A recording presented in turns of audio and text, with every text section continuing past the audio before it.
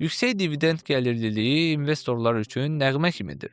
Çox cəlbedicidir, amma sizi qayalara çırpa bilər. Dividend gəlirliliyi illik dividend bölünsün səhm qiyməti formalı ilə hesablanır. Tutaq ki, stabil bir şirkət illərdir 4% dividend verir. Ancaq şirkətdə problemlər yaranır və səhm qiyməti 50% düşür. Riyazi olaraq dividend gəlirliliyi birdən-birə 8%-ə qalxır. İnvestor düşünür, həm səhmi dibdən alıram, həm də 8% dollarla gəlir əldə edəcəyəm. Lakin burada təhlükə payout ratio, yəni ödəmə əmsalı göstəricisindədir. Şirkət qazandığından daha çoxunu dividend kimi ödəyirmi?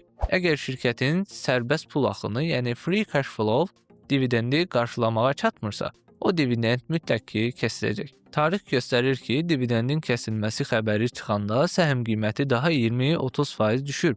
Çünki dividendi üçün o səhmdə qalan investorlar kütləvi şəkildə satır.